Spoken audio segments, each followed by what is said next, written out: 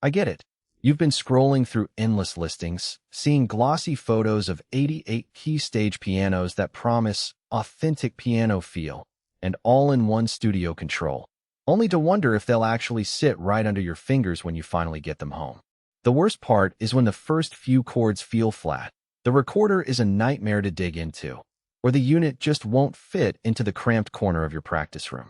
Link is in the description if you want to check the product details on Amazon. I've spent the last couple of weeks setting up the Kawai MP7SE, plugging it into a couple of different rigs, and talking to a handful of teachers and gig musicians who've actually put it through a night-long gig. What I'm about to lay out is the kind of down-to-earth feedback that helps you decide whether this piece of gear will actually solve the problem you're trying to fix, or just add another box to the shelf. First off, the MP7SE isn't trying to be a full-blown workstation with a massive sound library.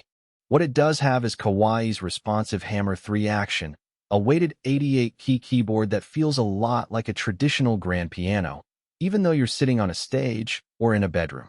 In my own testing, the keys gave me that subtle resistance on the low end and a nice, quick rebound on the higher octaves, which makes it comfortable for classical pieces that demand nuance and for jazz runs that need a fast release. If you've ever tried a cheap synth-style keybed and found it too mushy for proper articulation, you'll notice the difference immediately. The SE in the name stands for Stage Edition, and the design reflects that. The unit is essentially a slim, portable piano that doubles as a master controller for a DAW or external sound module. I paired it with a modest audio interface and a couple of studio monitors for a home recording session, and the MIDI out behaved flawlessly.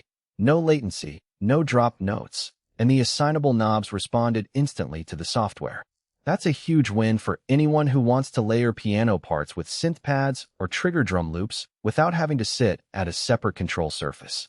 However, the controller layout isn't exactly plug-and-play for someone who's used to the more conventional 8-knob, 8-fader layout you find on most popular DAW controllers. The knobs are positioned around the edge, and the transport controls sit a bit higher than you might expect, so there's a short learning curve if you've never used a Kawai controller before.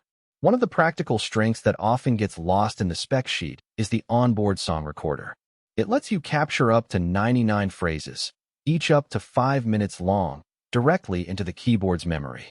I recorded a short arrangement of Fly Me to the Moon during a rehearsal break, and the playback was clean, no glitching, no timing drift. For teachers, that means you can quickly record a student's performance and play it back for critique without pulling out a laptop. The downside: the recorder is limited to the internal voices, which total 256. While that's plenty for piano, organ, strings, and a few synth patches, you won't find the deep orchestral palettes that higher-end workstations boast. If you rely on a massive library of sounds for production, you'll still need an external module or software synth. Speaking of sounds, the 256 voices are divided into categories that make sense for live gigging: pianos, electric pianos, strings, organs, and a handful of synths. I found the acoustic piano patches surprisingly expressive. The sampled grand piano had a warm low end and a bright top that cut through a mix without needing EQ. The electric piano tones, especially the classic Rhodes, were smooth enough to sit under a vocal track without sounding thin. However, the synth section felt a bit generic. The pads and leads are serviceable, but lack the depth you'd get from a dedicated synth keyboard. If you're planning to use this as the sole sound source for a full band performance, you might quickly run out of variety. Another real-world consideration is the lack of built-in speakers. The MP7SE expects you to bring your own amplification, whether that's a PA system for a venue or a pair of headphones for silent practice. In my own setup, I used a small powered speaker on a stand and a headphone amp for quiet evenings, and the output was clean and powerful. But if you imagined a plug-and-play piano that you could just turn on and play in a coffee shop, you'll need to factor in an extra piece of gear. The trade-off is that the keyboard stays thin and light enough to fit into a gig bag, which is a blessing for traveling musicians who can't afford a bulkier console. Now, who should actually click Add to Cart?